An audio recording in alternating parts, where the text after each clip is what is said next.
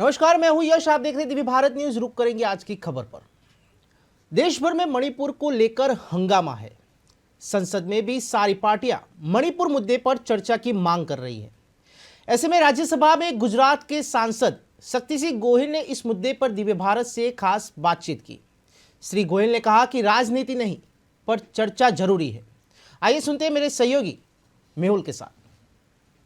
संसद का सत्र 20 जुलाई को शुरू होते ही गतिरोध में तब्दील हो गया। इससे पहले प्रधानमंत्री नरेंद्र मोदी ने मणिपुर में 2 महिलाओं के साथ हुई जघन्य घटना को लेकर पहले ही माफ़ी मांग ली थी। उसके बाद चूंकि कई सारी पार्टियां अब जवाब मांग रही हैं कि इतने अरसे के बाद तकरीबन 75 दिनों से लगातार मणिपुर में हिंसा का दौर जारी है।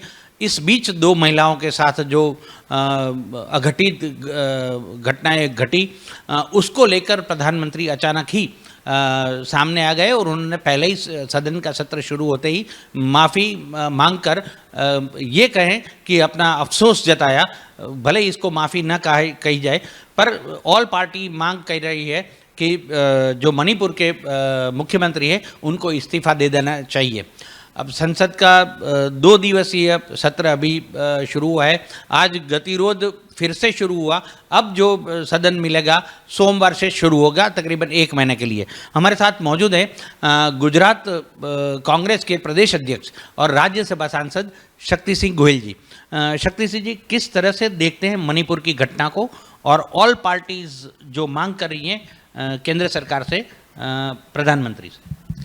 देखिए, सबसे पहली बात तो ये है कि हम सब के लिए ये शर्मसार करने वाली घटना वहाँ घटी। हम नारी तो नारायणी में मानने वाले हिंदुस्तानी लोग, हम सब का पूरी दुनिया में सर झुक जाए, लोग हमारे पर थू थू करे, ऐसी एक घटना घटी। क्यों हुआ ये सब कुछ? जब एक छोटी सी चिंगारी होती है, इसको कोई बड़ी आग में तब्दील होने से पहले अगर आप कोशिश करो वो वहीं शांत हो जाती है। शुरुआत हुई मई महीने के पहले हफ्ते में। कर्नाटका के चुनाव में होम मिनिस्टर, प्राइम मिनिस्टर वहीं बिजी रहे। उनको चुनावी राजनीति में रस था। मणिपुर हमारा हिंदुस्तान का परिवार है, हमारा अभिन्न अंग है। वो मणिपुर जल रहा था पर प्रधानमंत्री या गृह मंत्री को उसकी चिंता नहीं थी। उसको सिर्फ कर्नाटका चुनाव दिखता था। वो वहाँ पे लगे रहे। आपने सही कहा कि कल प्रधानमंत्री जी बोले 75 दिन के बाद प्रधानमंत्री जी सिर्फ 36 सेकंड के लिए मणिपुर की 1 मिनट और 36 सेकंड के लिए इसकी आप बात करें, क्या ये सही था? और वो कब मुंह खोलते हैं? जब सुप्रीम कोर्ट कहती है, फटकार लगाती है और सुप्रीम कोर्ट कहती है कि मणिपुर के लिए सरकार सीरियस बने, एक्शन ले सरकार, वरना हमें सुप्रीम कोर्ट को कदम उठाने पड़ेंगे। ऐसी बात, ऐसी फटकार जब सुप्रीम कोर्ट लगाती है, तब 75 दिन के बाद प्रधानमंत्री जी सघन चल रहा है, पार्लियामेंट चल रही है, उसके बाहर बोलते हैं। आज तक की परंपरा ये है कि जब हाउस शुरू है, कोई भी इंपॉर्टेंट अनाउंसमेंट होता है तो हाउस के अंदर बात होती है, हाउस के बाहर नहीं। संसद का लोकतंत्र में प्लेटफॉर्म ही उसी के लिए है। क्यों आप संसद के बाहर बोलते हो? आप आइए बहस कीजिए। झूठ पे झूठ बोले जा रहे हैं कि हाउस में सरकार तैयार है, विपक्ष चर्चा के लिए तैयार नहीं। अरे हम तो मांग करते हैं, हमने 267 नोटिस दिए हैं। 267 वेरी इंपॉर्टेंट मसलों पे चर्चा के लिए कानून में प्रावधान है। वो हमने कहा कि सारा काम रोक दो, आओ बहस करें।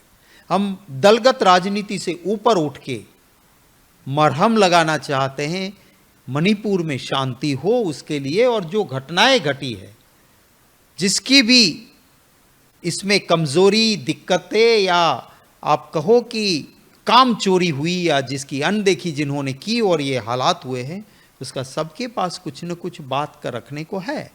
वो वहाँ पे चर्चा होगी। ये क्या चाहते हैं? नहीं, 267 नहीं। उनका कोई सदस्य भी शॉर्ट टर्म की डिस्कशन की बात करें, वो कर लो डिस्कशन में, वो डिस्कशन नहीं है। उसमें तो मंत्री का लंबा भाषण होगा और सिर्फ चंद मिनटें मिलेगी और ख़त्म करो। तो क्या इसे विपक्ष कैसे मानेगा? हम कहते हैं आइए 267 के तहत चर्चा करो, वो सरकार नहीं मान रही है।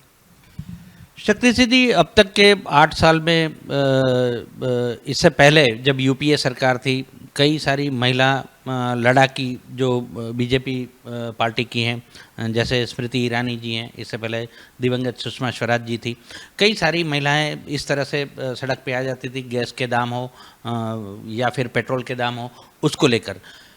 ऐसे मसलों में महिला बीजेपी कोई महिला सांसद सामने आई, कहीं उनका बयान देखा नहीं गया, ये क्या विडंबना है? किस तरह की मानसिकता होगी? देखिए, लोकतंत्र में एक संवेदनशीलता जैसे कहते हैं, ह्यूमन टच होना चाहिए।